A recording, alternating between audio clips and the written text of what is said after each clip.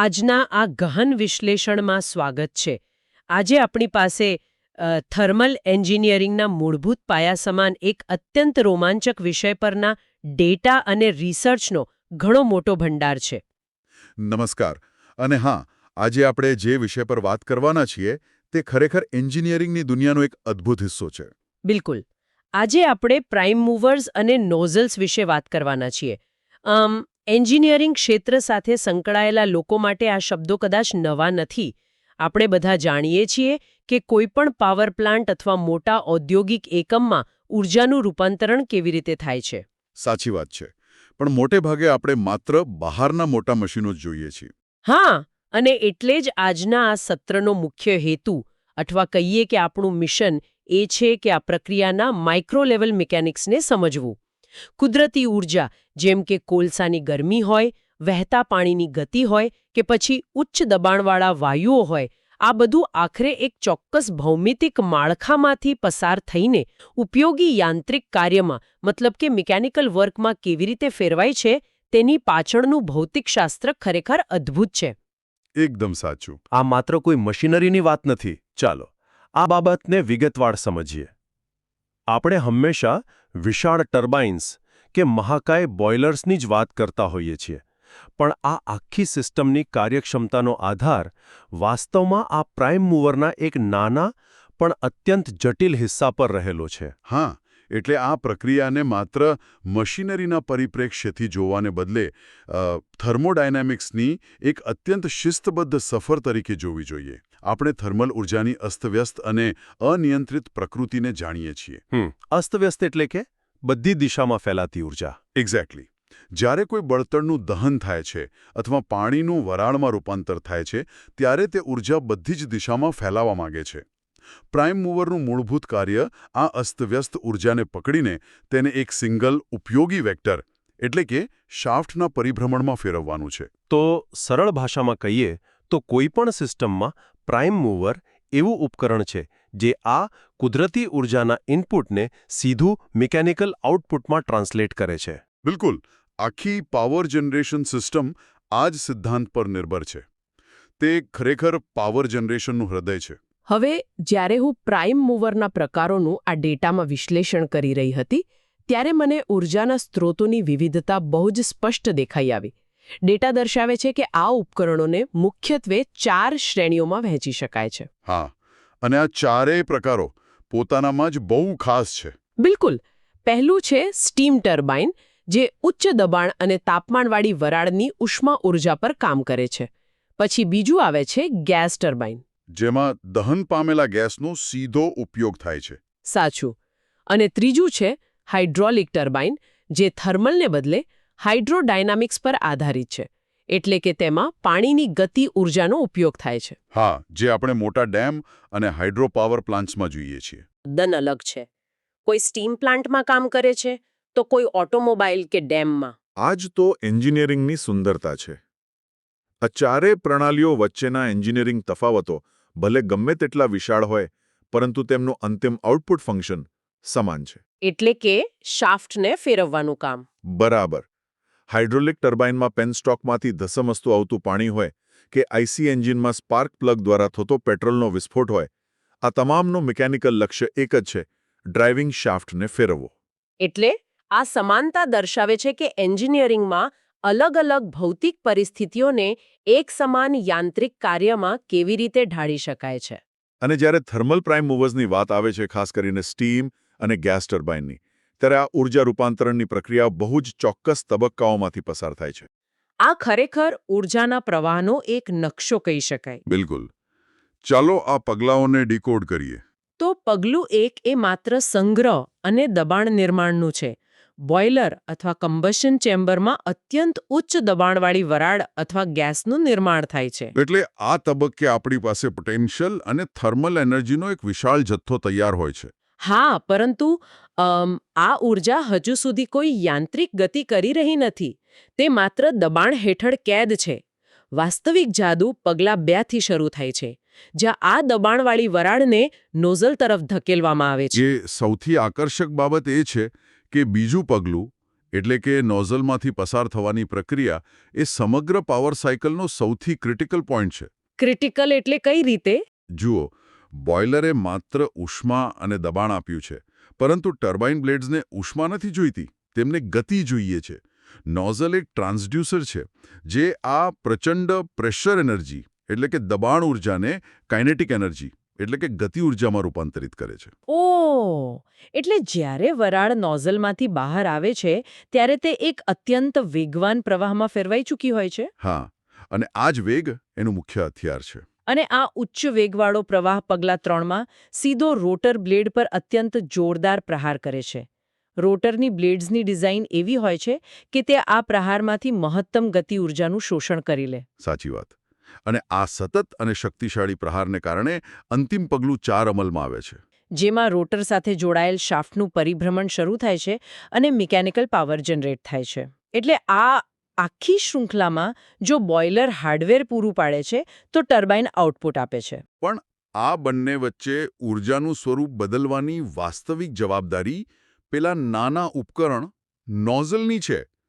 જો નોઝલની ડિઝાઇનમાં માઇક્રોમિલીમીટરની પણ ખામી હોય ને, તો વરાળ યોગ્ય દિશામાં કે યોગ્ય વેગથી બ્લેડ પર અથડાશે જ નહીં. એટલે કે આટલી મોટી સિસ્ટમ ફેલ જઈ શકે. બિલકુલ. પરિણામે બોઇલરમાં વપરાયેલું હજારો ટન કોલસાનું બળતણ વેડફાઈ જશે, કારણ કે દબાણ ઊર્જાનું ગતિ ઊર્જામાં કાર્યક્ષમ રૂપાંતર થઈ શકશે નહીં. અહીં વાત ખરેખર ખૂબ જ રસપ્રદ બને છે, કારણ કે નોઝલે માત્ર એક સાદી પાઇપ નથી લાગતી. ના, જરાય નહીં.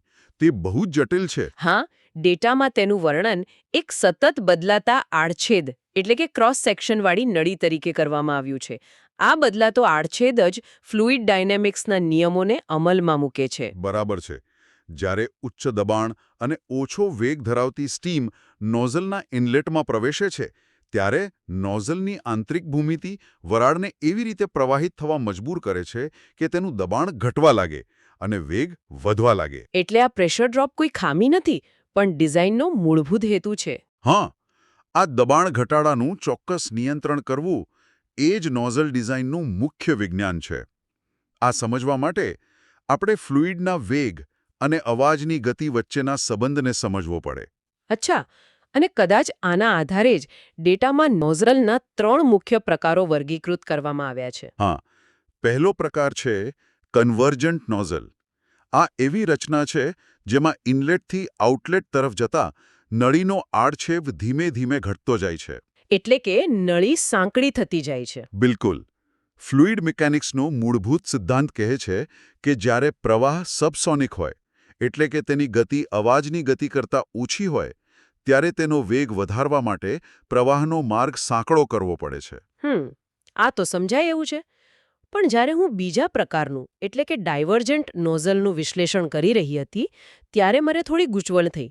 ડાયવર્જન્ટ નોઝલમાં ઇનલેટથી આઉટલેટ સુધી આડછેદ વધતો જાય છે. સાચું. તો સામાન્ય સમજ એવું કે જગ્યા વધવાથી પ્રવાહ ધીમો પડવો જોઈએ. જો નળી પહોળી થાય તો પાણીનો પ્રવાહ ધીમો પડે છે. એવો આપણો રોજિંદો અનુભવ છે. તો અહીં ડેટામાં એવું કેમ છે કે ડાયવર્જન્ટ નોઝલનો ઉપયોગ પ્રવાહની ગતિ વધારવા માટે થાય છે? જુઓ, આ જ થર્મોડાયનેમિક્સની સૌથી મોટી જટિલતા છે. રોજિંદા જીવનમાં આપણે પાણીને જોઈએ છીએ જે ઇનકમ્પ્રેસિબલ એટલે કે અદબનીય છે. હા. પરંતુ વરાળ કે ગેસ અત્યંત કમ્પ્રેસિબલ એટલે કે દબનીય હોય છે. જ્યારે પ્રવાહની ગતિ અવાજની ગતિ કરતાં વધી જાય, એટલે કે તે સુપરસોનિક ફ્લો બની જાય, ત્યારે ભૌતિકશાસ્ત્રના નિયમો ઉલટા થઈ જાય છે. અચ્છા, નિયમો ઉલટા થઈ જાય છે. કેવી રીતે? સુપરસોનિક વેગ પર ગેસની ઘનતા એટલી ઝડપથી ઘટે છે કે વધુ વેગ પ્રાપ્ત કરવા માટે ગેસને વિસ્તરણ કરવા માટે વધુ જગ્યાની જરૂર પડે છે. તેથી સુપરસોનિક ફ્લોને વધુ ઝડપી બનાવવા માટે આડછેદ વધારવો પડે છે. આ એક કાઉન્ટર ઇન્ટ્યુઇટિવ પણ સંપૂર્ણ સાબિત થયેલો વૈજ્ઞાનિક સિદ્ધાંત છે. ઓહ, હવે સમજાયું. અને આ બંને સિદ્ધાંતોનું અદ્ભુત મિશ્રણ એટલે ત્રીજો પ્રકાર, કન્વર્જન્ટ ડાયવર્જન્ટ નોઝલ, જેને એન્જિનિયરિંગમાં ડી-લાવલ નોઝલ તરીકે ઓળખવામાં આવે છે. હા, ડી-લાવલ નોઝલની ડિઝાઇન તો ખરેખર એક કલાકૃતિ સમાન છે. બિલકુલ. ડેટા દર્શાવે છે કે ઇનલેટથી શરૂ કરીને નળીનો આડછેદ પહેલા ધીમે ધીમે ઘટે છે. આ ઘટતો ભાગ સબસોનિક પ્રવાહને એક્સેલરેટ કરે છે. અને જ્યાં આડછેદ સૌથી ઓછો હોય છે તેને થ્રોટ કહેવાય છે. હા, થ્રોટ. અને આ થ્રોટ પર વરાળની ગતિ બરાબર અવાજની ગતિ જેટલી, એટલે કે માક 1 થઈ જાય છે.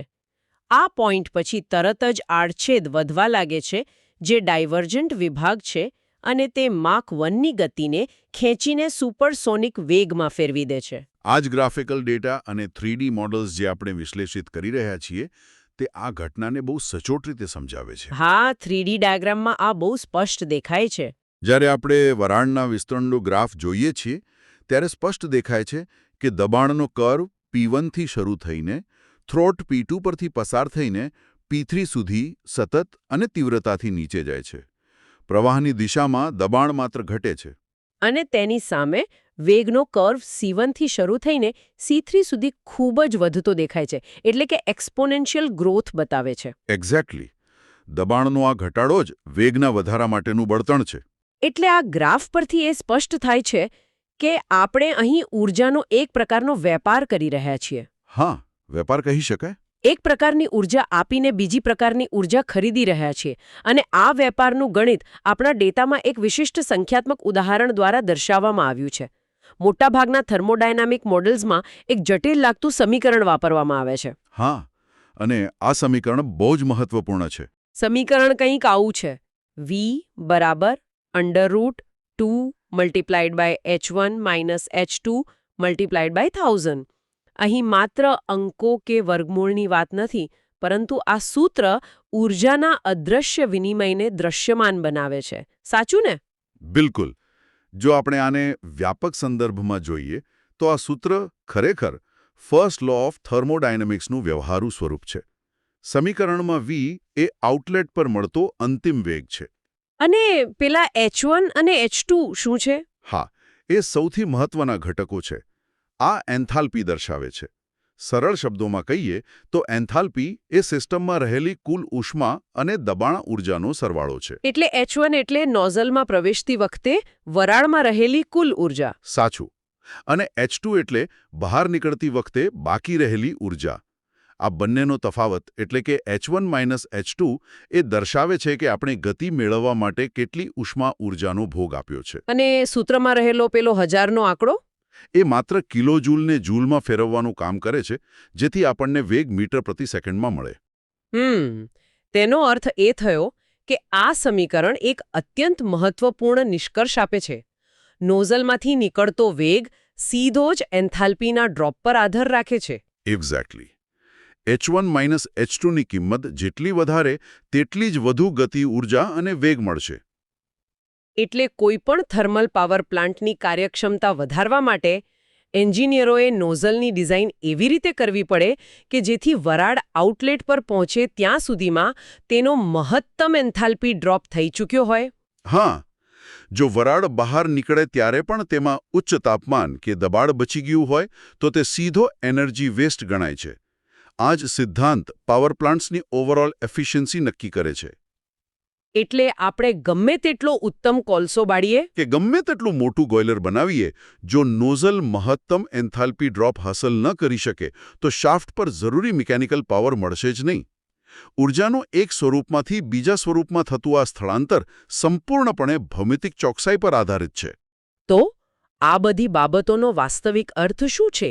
આ થર્મોડાયનેમિક્સ અને ડી લેવલ નોઝલની ભૂમિતિની સીધી અસર આપણા આધુનિક ઇન્ફ્રાસ્ટ્રક્ચર પર કેવી રીતે પડે છે? બહુ જ ઊંડી અસર પડે છે. ડેટામાં દર્શાવેલા ઔદ્યોગિક ઉપયોગો અને પ્રણાલીનું મહત્વ જોતા આ માત્ર કોઈ પ્રયોગશાળા પૂરતું સીમિત નથી. સૌથી વિશાળ એપ્લિકેશન થર્મલ પાવર પ્લાન્ટ્સમાં જોવા મળે છે. ગ્રીડને હજારો મેગાવોટ વીજળી પૂરી પાડવા માટે ટર્બાઇનના ફરતા બ્લેડ પર અત્યંત ઉચ્ચ ગતિની વરાળનો ચોક્કસ અને સતત પ્રહાર થવો જરૂરી છે. અને નોઝલ આ વરાળને માર્ગદર્શન આપે છે અને ખાતરી કરે છે કે બ્લેડ પર પ્રહાર કરતો વેક્ટર એકદમ સચોટ હોય. પણ આ સિદ્ધાંત માત્ર જમીન પરના પાવર પ્લાન્ટ્સ પૂરતો મર્યાદિત નથી. એવું છે? તો બીજે ક્યાં વપરાય છે? તે આકાશ અને અવકાશમાં પણ એટલો જ નિર્ણાયક છે. એરક્રાફ્ટના જેટ એન્જિન અને રોકેટ પ્રોપલ્શનમાં પણ સમાન ભૌમિતિક નિયમો લાગુ પડે છે. અચ્છા, એટલે રોકેટમાં જે નીચેથી ધુમાડો અને આગ નીકળતી હોય છે તેમાં પણ નોઝલ હોય છે. બિલકુલ. રોકેટમાં વરાળને બદલે દહન પામેલા ગરમ વાયુઓ હોય છે. આ વાયુઓને ડી-લેવલ નોઝલમાંથી પસાર કરીને સુપરસોનિક વેગથી પાછળ તરફ ફેંકવામાં આવે છે. ન્યૂટનના ત્રીજા નિયમ અનુસાર જેટલો વધુ વેગ અને માસ પાછળ જશે તેટલો જ ડ્રાઇવિંગ થ્રસ્ટ રોકેટને આગળ વધવા માટે મળશે. વાહ, આ તો અદ્ભુત છે. આ ઉપરાંત ડેટામાં એવું પણ છે કે હાઇડ્રોલિક પાવર સ્ટેશન્સ અને જેટ પમ્પ સિસ્ટમ્સમાં પણ ફ્લુઇડના ઉચ્ચ વેગના પ્રવાહને નિયંત્રિત કરવા આ જ સિદ્ધાંતોનો ઉપયોગ થાય છે. હા, સાચી વાત છે.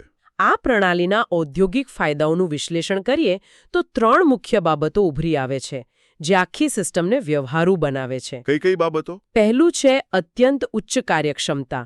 યોગ્ય નોઝલ ડિઝાઇન દબાણ ઊર્જાનો ન્યૂનતમ વ્યય સુનિશ્ચિત કરે છે અને તેનું મહત્તમ ગતિ ઊર્જામાં રૂપાંતર કરે છે.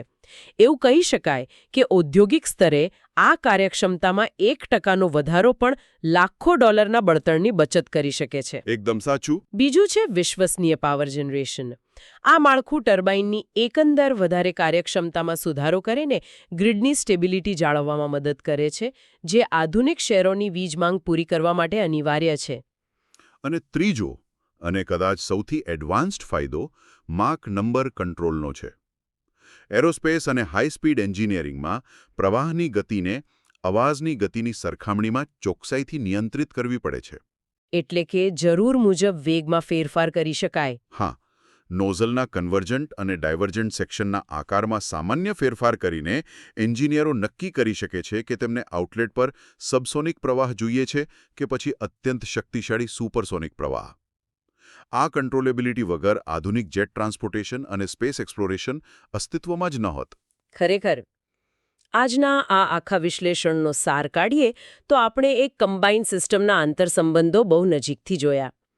પ્રાઇમ મૂવર એ એક વિશાળ માળખું છે જે કુદરતી ઉષ્મા અને દબાણને સીધા યાંત્રિક કાર્યમાં ફેરવે છે. સાચું. અને ટર્બાઇન્સની વચ્ચે રહેલી પેલી નાનકડી નોઝલ એ ખરેખર આ સિસ્ટમનું હૃદય છે.